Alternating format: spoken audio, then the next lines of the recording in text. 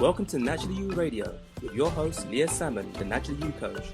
Leah is a best-selling author of 6 books, homeschooling mother of 7, natural health, well-being coach, and speaker who wants to help you create a life that nourishes and fulfills you on all levels, with advice on naturally healthy living, homeschooling, family, relationships, and personal development. And here's your host, Leah Salmon. Later on in life, when I started having children, this became more of a consideration. I don't remember it so much in my first pregnancy, but in my latter pregnancies, when I wanted to have home births, then them checking my iron, all the blood tests that they routinely like to take from you, it would show up that I had lower than normal iron levels, which is not uncommon in black women. It's not out of the ordinary.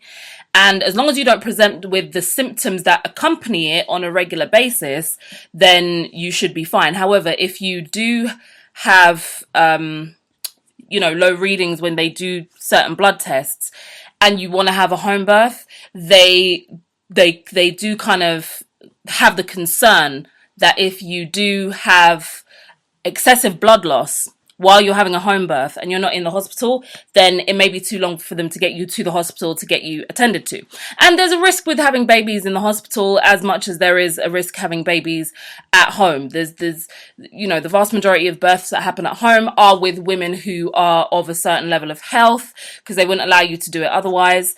If there were significant health problems, it's not safe for you to have the baby at home, because that's just understandable. But if you're of good general health, but your iron is a little bit low, you're still safe. It's when your iron drops significantly. So there was always the back and forth between me and the doctors and consultants for various reasons. One, because I had premature births previously, and because my iron was coming back low. Now, I would just always I would always kind of debate with them. Well, my iron's always been low and it's never caused me a problem. I've never really seriously hemorrhaged, blah, blah, blah, blah. I should be fine. Now, there were some times in some of the pregnancies when I did get that lightheadedness, which goes with being pregnant anyway, to a degree. But in my last pregnancy, so this is baby number 7 now. My last pregnancy, my iron levels dropped to the point where I couldn't even really argue with them anymore. So the normal, when they do your blood test, what they're looking for is a relatively normal reading of 105 grams per litre.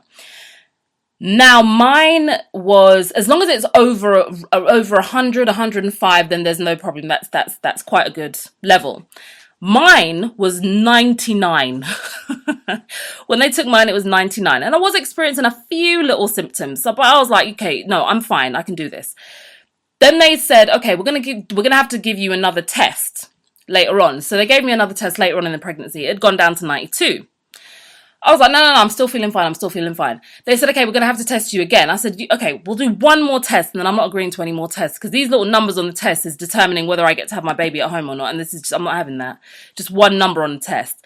So when they took my reading again, it had dropped down to 88. Now, I, at this point, had to admit that my symptoms were getting worse. I was getting dizzier. I was getting more lightheaded. I did feel like I was going to faint way more often. And when I saw that figure, I was like, okay, I can see it's consistently dropping. So I do need to do something to pick it up now. So I strictly followed the plan that I put together for myself for 3 weeks. And even though I was adamant I wasn't taking any more tests, I even wanted to see that my levels had gone up. And at that level of it being so low, they wouldn't have comfortably agreed to me having a home birth anyway, because it would have just been slightly challenging if I had hemorrhage. So I strictly stuck to what it is that I'm going to go through with you in a moment about natural ways to increase your iron levels. And within 3 weeks, my level had gone from 88 all the way back up to 99. They were quite shocked, but it did mean that everything was fine. They were like, okay, no, you're fine. We can go ahead now. That's cool. So, and when I did the thing where I pulled my eyelids down, I would compare mine to my children, who it was just bright red. My husband's as well. He had great loads of red blood vessels there. And when it was at its lowest, it was almost white. It wasn't even pale pink anymore. It was so very low. And obviously when you're pregnant, you're giving a lot of your nutrients to the baby. So I had to compensate for making sure I was enriched as well as feeding the baby. So I did need to kind of really kick into gear, and it gave me the opportunity to look into how your the way to increase your iron levels most naturally, but most quickly as well, and but in a way that was holistically nourishing you, not just a quick fix.